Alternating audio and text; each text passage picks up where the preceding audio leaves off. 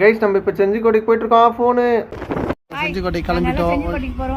அங்கே போய் பார்க்குறவங்கள கைஸ் விழுப்புரத்துலேருந்து கீழ்பெண்ணாத்தூரை தாண்டி வந்தோம். கொஞ்சம் தூரத்தில் பார்த்தீங்கன்னா மழை தெரிய ஆரம்பிச்சிது. அதுக்கப்புறம் பார்த்தீங்கன்னா நாங்கள் டீ குடிக்க ஒரு இடத்துல நிறுத்தினோம். இப்போ நம்ம ஒரு டீ முன்னாடி வீடியோவில் சொன்ன மாதிரி என் தம்பியை வீடியோ எடுத்துன்னு இருந்தான். நான் குறுக்க போனோம்னே என்னை தெத்தி விட்டானுங்க. வந்து இப்போ பிரியாணி பார்சல் வாங்கிட்டாங்க மலை மேலே சாப்பிட்றதுக்காமா. எவ்வளோ தூரம் இருக்குது மலை? கைஸ் அதுக்கப்புறம் அந்த டீ பிரேக்லாம் முடிச்சுட்டு நாங்கள் திரும்பி ரைடை கண்டினியூ பண்ணி கொஞ்ச நேரம் கைஸ் திரும்பி நிறுத்தணும். வெயிலுக்கு ரெஸ்ட் எடுக்கலாம். நம்ம வந்து என் தம்பி நவரா நான் மலை எடுக்கணும்னு சொல்லி எடுத்துன்னு வந்தான். கைஸ் இந்த வீடியோ எடிட் பண்ணும்போது தான் பார்த்தேன். திடீர்னு பார்த்தா எங்கள் அம்மாவும் தங்கச்சி எங்கே நடந்து போயின்னு இருக்காங்க. எங்கே போகிறாங்கன்னு எனக்கே தெரில. செஞ்சிக்கோட்டை சரியாக செஞ்சு விட்டுச்சு. மலையை பார்க்கும்போது தெரிஞ்சது தேவையில்லாமல் வந்துட்டோமோ அப்படின்னு. கைஸ் அதுக்கப்புறம் ஒரு வழியாக மலை பக்கத்துக்கு வந்துட்டோம். இதான் ராஜா கோட்டைக்குள்ளே போய் என்ன இருக்குன்னு பார்க்கலாம். கைஸ் என்ட்ரன்ஸே ரொம்ப பிரம்மாண்டமாக இருந்தது. எனக்கு தெரிஞ்சு இந்த சவுர்லாம் ஹைட்டாக இருக்கணும் அப்படி தான் என் தம்பி சொன்னான். அவன் என்ன சொன்னான்னா அரண்மனை வாசல் பக்கத்தில் இருக்கிற இந்த குட்டி குள மாதிரி இருக்குல்ல, இது அந்த காலத்தில் வந்து ரொம்ப பள்ளத்தில் இருந்திருக்கும். இப்போ தான் மண்ணெல்லாம் போய் இது கொஞ்சம் மேடாகிட்டு இருக்கு அப்படின்னு சொன்னான்.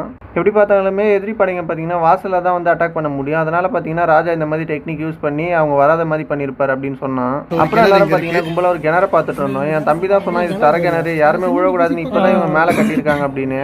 இது வரைக்கும் அந்த காலத்து சோறு இது வரைக்கும் அந்த காலத்து சோறு கொஞ்சம் பள்ளமா இருக்குது. மக்கள் சேஃப்டிக்காக இப்போ சிமெண்ட் போட்டு இதை பூசி இருக்காங்க. கைஸ் எல்லாம் கல்லை வச்சு வீடு கட்டலாம்னு சொல்லுவாங்கன்னு கேள்விப்பட்டிருக்கேன். ஆனால் இங்கே இருக்கிற ஒவ்வொரு கல்லுமே வீடு சைஸ் இருக்கு. திடீர்னு பார்த்தீங்கன்னா எங்கள் அண்ணன் குழந்தைங்களை பிடிச்சி வா மரத்தில் ஊஞ்சல் விளாட்லாம் அப்படின்னு விளாட வச்சுருந்தாரு. நம்ம மட்டும் என்ன டம்மியான்னு சொல்லிட்டு நானும் மரத்து மேலே ஏற ட்ரை பண்ணேன். அப்படி பண்ணி கை மறுத்து போனது தான் மிச்சம். சுத்தமாக முடியல கைஸ், வயசாயிடுச்சு. ஆனால் நம்ம பையன் பார்த்தீங்கன்னா திடீர்னு வந்துட்டான், கிளைய பிடிச்சா ரொம்ப தூரம் பறந்து போயினே இருந்தான். அதில்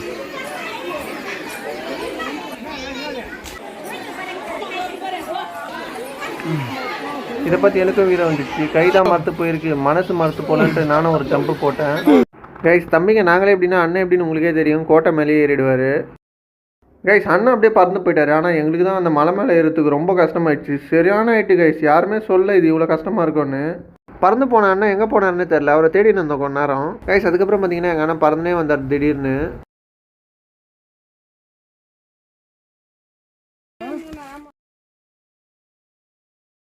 இங்கேருந்து ஒரு வீடு பார்த்தோம், வயலுக்கு நடுவில் நல்லாவே அழகாக இருந்தது.